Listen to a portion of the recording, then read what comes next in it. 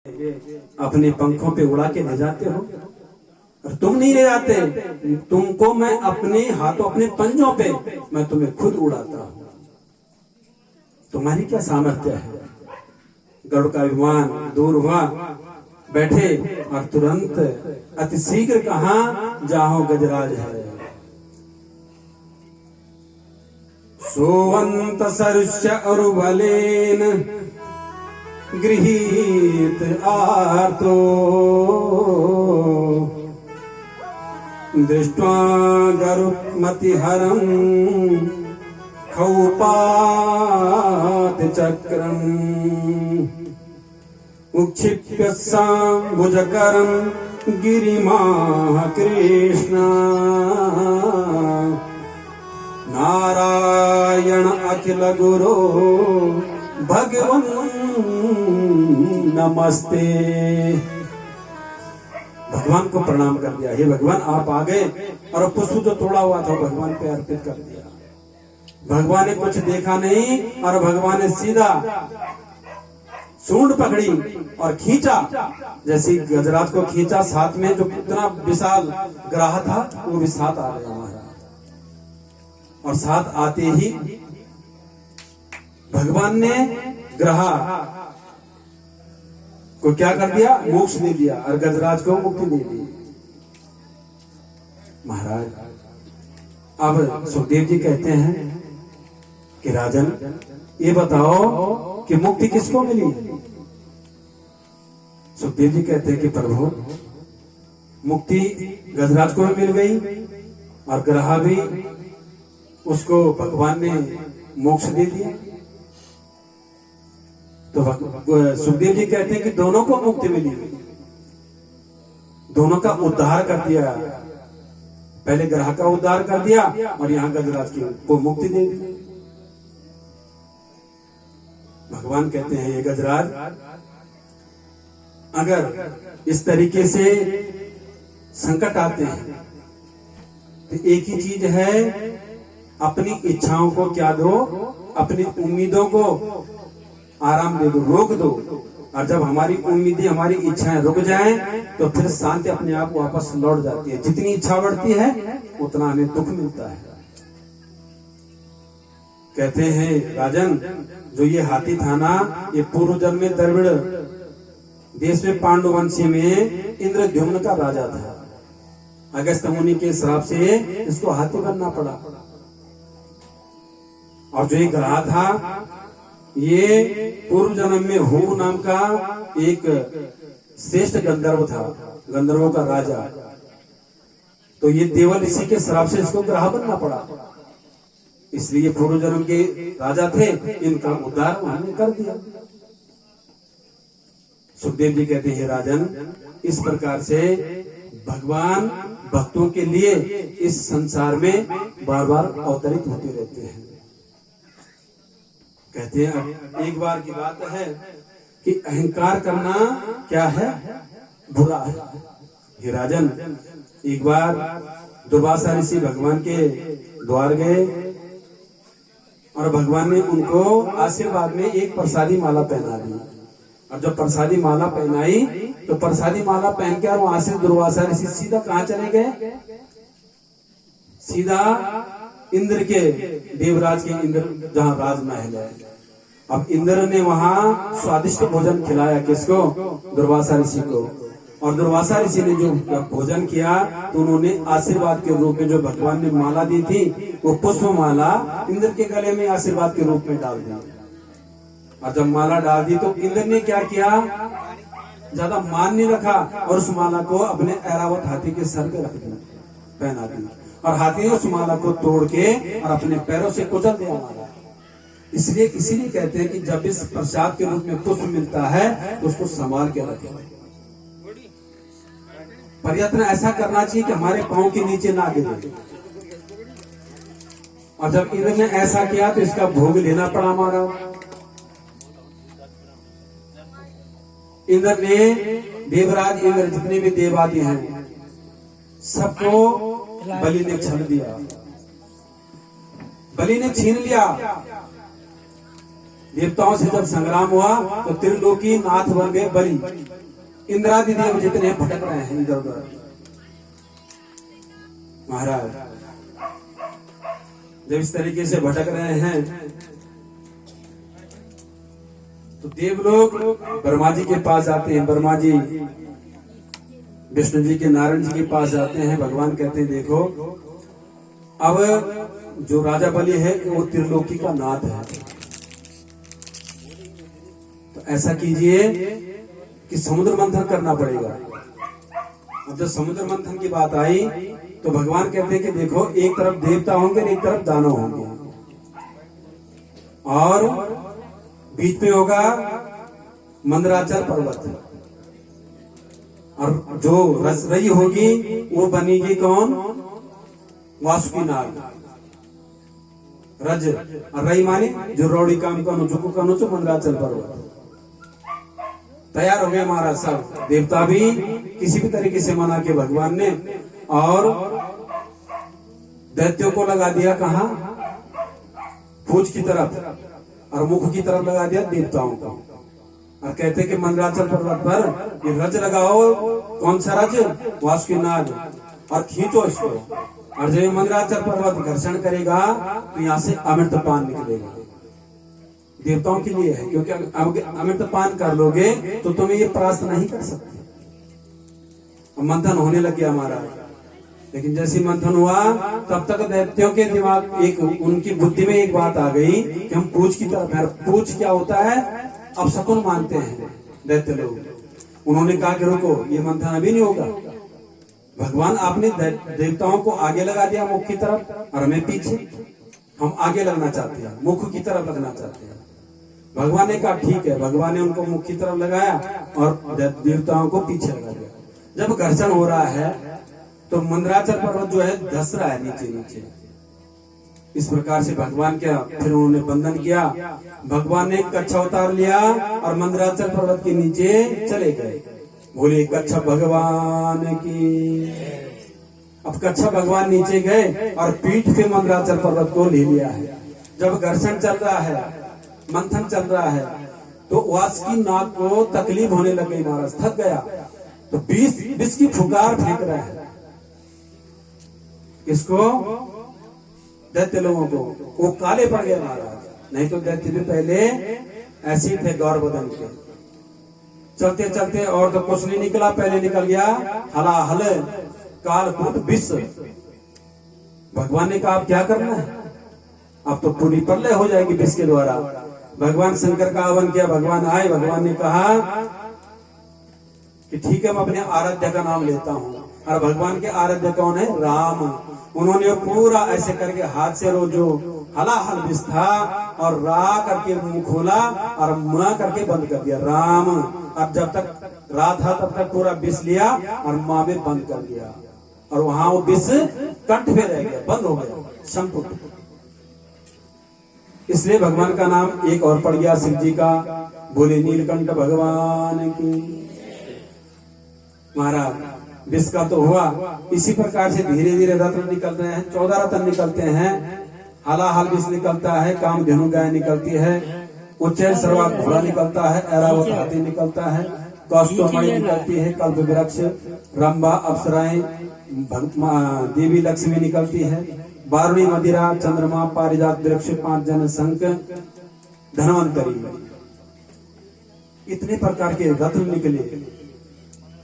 माँ लक्ष्मी भगवान विष्णु को वर कर गई। ऐरावत हाथी इंद्र ले गया, उच्चैर सर्वा घोड़ा बलि ले गया। अप्सराएं जो थी वो देवताओं को दे दी, देवादिराज को, ऐसे सबको दे दिया महाराज। अब आखिरकार में धनवंतरी आए, एक घड़ा लेके स्वर्ण कलश उन्होंने पकड़ रखा है, अमृत से लबालब भरा हुआ है। और जब वो घड़ा लेके आए तो तब देखा कि अमृत आ गया है। इतने में दैत्यों ने उस वासुकी नाग को छोड़ा और सीधा जा झपटे किस पे? धनवंतरी पे, और वो कलश छीन के ले गए। कलश लेके भागे। तब तक देवता पीछे से कि प्रभु क्या होगा, ये तो उल्टा हो गया। भगवान ने तुरंत मोहिनी रूप लिया और मोहिनी रूप लेके उनकी मति को हर दिया, सम्मोहन किया। कहते कि देखो ये घड़ा मुझे दे दो, इस घड़े में जो ऊपर है ना ये तो पतला है,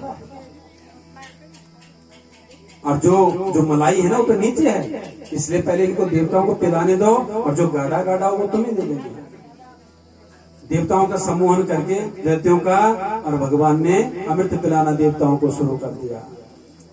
देवताओं को जब शुरू किया, चंद्र और सूर्य के बीच में राहु आया, जो दैत्य था उसने भी ग्रहण किया। तब तक वो बताते हैं कि इसने भी ग्रहण कर दिया है। भगवान ने तुरंत उसका शरीर से धड़ से सर अलग कर दिया। अमृत पी चुका था इसलिए 2 हो गए, राहु केतु। पहले 7 ग्रह थे, अब 9 हो गए।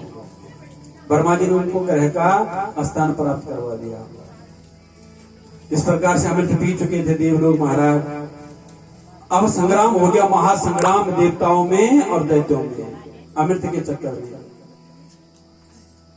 देवताओं ने परास्त कर दिया किनको? दैत्यों को। अब दैत्य जैसी परास्त हुए तो उनके गुरु जो शुक्राचार्य है, एक दिन कहते हैं कि ये गुरुदेव, देवताओं ने हमें हरा दिया है, अब करना क्या है? शुक्राचार्य कहते हैं करते हैं, इसका उपाय भी होगा, तुम चिंता मत करो। राजा बलि कह रहा है, जितने देव वो दैत्य थे जो सब मूर्छित पड़े हुए थे, शुक्राचार्य ने मंत्रों के द्वारा सबको ठीक किया और कहा तुम विश्वास रखो गुरु पे महाराज। और इधर जो अदिति है देवताओं की माँ महाराज, इस प्रकार से जब हुआ तो अदिति कह रही है कि मेरे पुत्रों के पास अब इंद्राज जो राज है, अब मैं क्या हूँ, मैं खुश हूँ कि मेरे पुत्र राज कर रहे हैं। लेकिन महाराज राजा बलि ने कहा कि गुरुदेव हमें कुछ उपाय बताइए। तो शुक्राचार्य कहते हैं सबसे पहले गौ की सेवा करो, और जब गौ की सेवा करोगे तो तुम्हें जरूर आशीर्वाद मिलेगा। फिर गुरु सेवा करो, संतों की सेवा करो। इस प्रकार से बोल दिया, और आज राजा बलि ने वही आज्ञा का पालन किया, अनुकरण किया, और अनुकरण करते ही अब बोलते हैं राजा बलि की, हे गुरुदेव, राजा देवताओं को हम मार तो नहीं सकते लेकिन परास्त तो कर सकते हैं। आज शुक्राचार्य जी ने कह दिया जाओ चढ़ाई करो देवताओं पे, और राजा बलि ने अपने सैनिकों के सहित और स्वर्ग पे चढ़ाई कर दी महाराज। देखते देखते इतना भयंकर संग्राम हो गया। अब उन्होंने क्या किया, राजा बलि ने स्वर्ग क्या त्रिलोकी के नाथ बन गए। राजा बलि देवताओं को अलग कर दिया, देवराज इंद्र को सहित जितने भी देवता थे दर दर भटकने लग गए महाराज।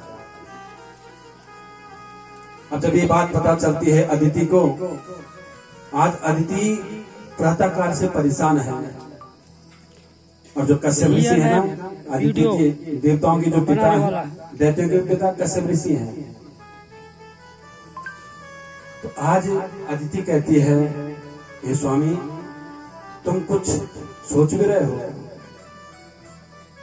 कश्यप कहते हैं कि हे अदिति तुम उदास क्यों हो, क्या बात हो गई? कहते हैं मेरे पुत्र देखो ना, देवादि सब भटक रहे हैं दर दर के, त्रिलोकी छीन ली बलि ने।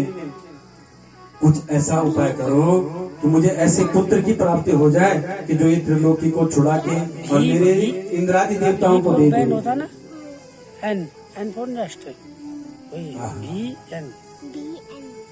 ब्रह्मा जी भगवान के पास जाते कि हे नारायण कुछ करो, देवता लोग भी चले जाते हैं कि हम दर दर भटक रहे हैं, कुछ करो।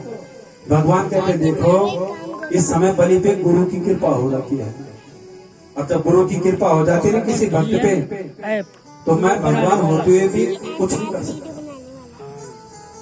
अगर मैं अभी जाऊंगा बलि से त्रिलोकी छीनना चाहूंगा, युद्ध भी करूंगा, तो बलि मुझे परास्त कर देगा, क्योंकि गुरु कृपा है। अज्ञान तिमिरांधस्य ज्ञानम जनम शलाकया चक्षुरुं मिलितं येन तस्मै श्री गुरुवे नमः। ये गुरु कृपा है, इसलिए मैं भी नहीं लड़ सकता, लेकिन मैं एक सांत्वना दे सकता हूं कि मैं अवतार लेके आके कुछ कर सकता हूं। इधर अदिति कह रही है कि मुझे ऐसा पुत्र दो कि जो त्रिलोकी को वापस कर दे। कश्यप ऋषि कहते हैं कि ठीक है, मैं तुम्हें एक व्रत बताता हूँ, पयोव्रत, और उस पयोव्रत को लो जो कि फाल्गुनी शुक्ल पक्ष से होता है, प्रतिपदा से और द्वादशी तक, त्रयोदशी तक 12 दिन का व्रत होता है। ये पया यानी कि दूध पीने से होता है, दूध पीना पड़ता है, अन्न वगैरह कुछ नहीं, जलन कुछ नहीं। बड़े नियम से आज अदिति ने उन व्रतों का पालन किया और कहा कि स्नान वहां से करना है जहाँ सोकर मिट्टी को खोदते हैं, उसको अपने अंगों पे लगाना है और प्रातःकाल जल्दी उठ के और भगवान का यशगान करना है। यज्ञ सयज्ञ पुरुषा चतुतीर्थ पद तीर्थ सर्वा सर्वण मंगल नाम देहा आपन्नालेक बिर्जिनोप समुदयाद्या समनकृदीस भगवन् दीननाथ। भगवान की स्तुति की और भगवान ने सांत्वना दी कि अदिति तुम्हारे मैं गर्भ में आऊंगा, कि माँ आऊंगा तुम्हारा पुत्र बन के। उपवास का पालन किया और देवताओं ने प्रार्थना की कि हे प्रभु जल्दी आना। श्रोणायावसर्वण द्वादश्याम मुहूर्ते अभिजिति प्रभु। अब देखो ना, जब व्रत पूर्ण कर दिया तो भगवान ने अदिति के गर्भ से, भगवान अवतरित होते हैं लेकिन ये लगता है कि गर्भ से अवतरित होते हैं। और भगवान ने क्या किया, आज भगवान अवतरित हो रहे हैं, कहाँ, अदिति के घर पे। और ये जो भाद्रपद महीना है, भाद्रपद में हुआ भगवान वामन देव, वामन देव के रूप में आ रहे कौन, नारायण। यानी भाद्रपद महीना भगवान को बड़ा प्रिय लगता है। भगवान कृष्ण का जन्म भी भाद्रपद में हुआ, हमारा बलराम जी का भी जन्म भाद्रपद में हुआ, और वामन अवतार जो हो रहा है ये भी भाद्रपद में होगा। भादो महीना आया, ठीक 12 बजे दिन को भादो के महीने में, और भगवान नारायण अवतरित हुए वामन के रूप में। बोली वामन भगवान की। इतनी सुंदर झांकी महाराज वामन देव की, इतना सुंदर रूप उनका। छोटे से वामन माने छोटे, बटुक और 4 अंगुल, मुट्ठी भर कमर जिनकी, और वामन 52 अंगुल के जिनका शरीर, बिंबा फल जैसे जिनके होंठ, टमाटर जैसे जिनके गाल, इस प्रकार से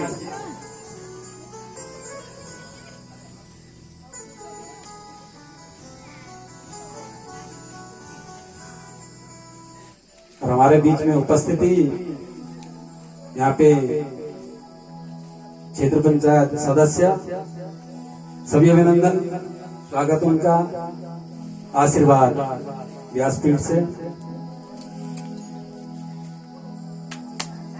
और हमारा जब इस प्रकार से हुआ तो देवता लोग भी देख रहे हैं, सबके सब भगवान को देख रहे हैं, भगवान का अवतार देख रहे हैं। सबने पुष्पों की वृष्टि की, महाराज चरणों में वंदन किया।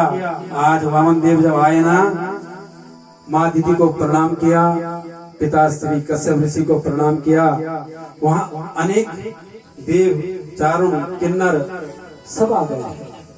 भगवान बृहस्पति ने अदिति ने भगवान को कौपिन पहनाई, बृहस्पति ने जनेऊ पहनाया, 10 दिशाओं ने उनको जगतपति समर्पित छत्र दी, ब्रह्मा जी ने कमंडलू दिया, अपने अपने तरफ से सब कुछ दे रहे हैं। सप्त ऋषियों ने भगवान को कुशा समर्पित की, खड़ाऊ दिए, और उमा देवी ने भिक्षा पात्र दिया। अब जब भिक्षा पात्र दे दिया है ना, तो बृहस्पति के चेले बन गए वामन देव।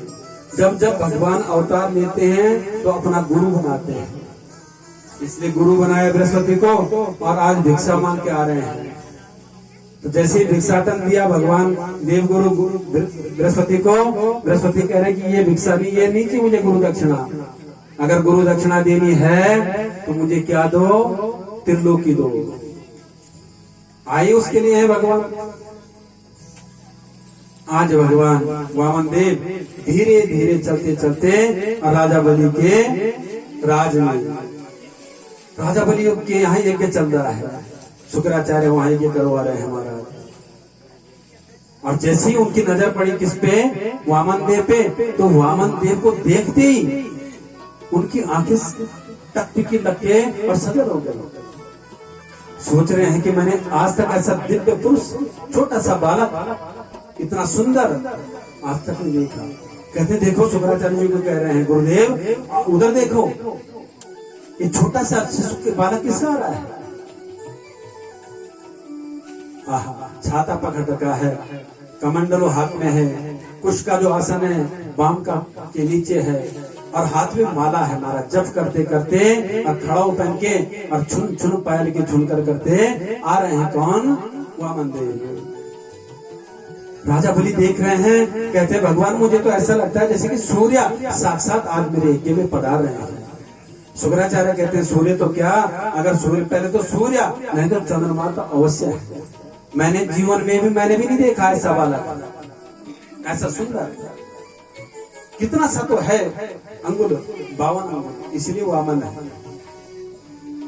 वामन माने ब्राह्मण भी होता है, बौना भी होता है, 52 अंगुल भी होता है। चलते चलते जब आए राजा बलि के सामने, राजा बलि ने हाथ जोड़ दिए, कहा हे प्रभु आप कहां से आए हो? कुछ नहीं बोलते। आपका क्या नाम है? कुछ नहीं बोलते। आपका देश कौन सा है? कुछ नहीं बोलते। आपके पिताजी का नाम, माँ का नाम क्या है? कुछ नहीं बोलते। आज शुक्राचार्य कहते हैं देखो राजन, ये बोलेंगे नहीं।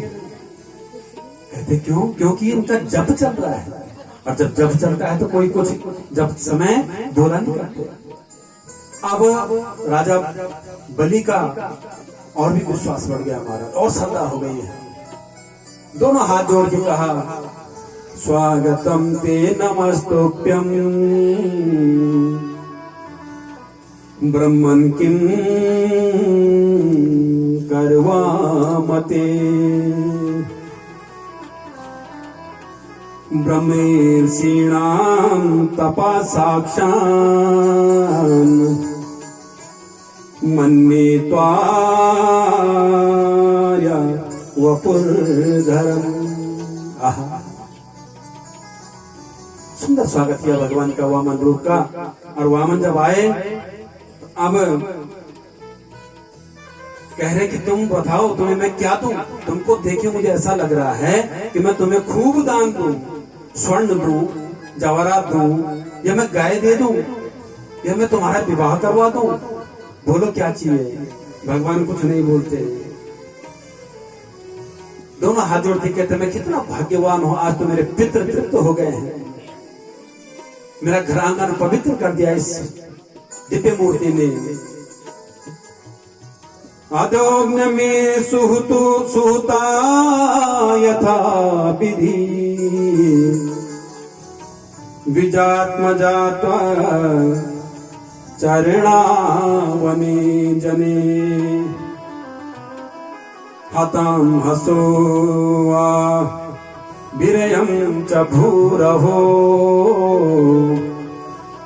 तथा पुनीता तनुवी पदस्तव। आपके पद मेरे घर पे पड़ गए ना, मैं तृप्त हो गया हूं। आज आपने मुझे पवित्र कर दिया है, मेरे पितरों को तृप्त कर दिया है, आज मेरे पितर खुश होंगे। बड़ा सुंदर भाव, मेरा एक सफल कर दिया है आज आपने। हे स्वामी बोलो, हे वामन आपको क्या चाहिए? गाम कांचनम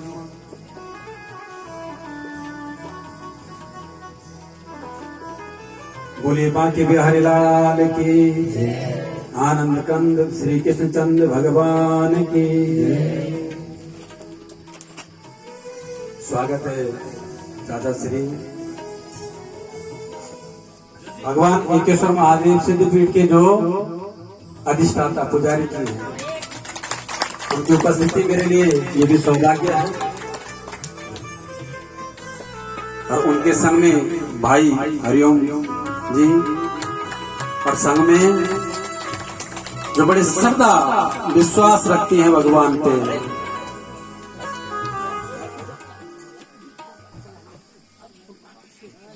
स्वागत उनका, अभिनंदन।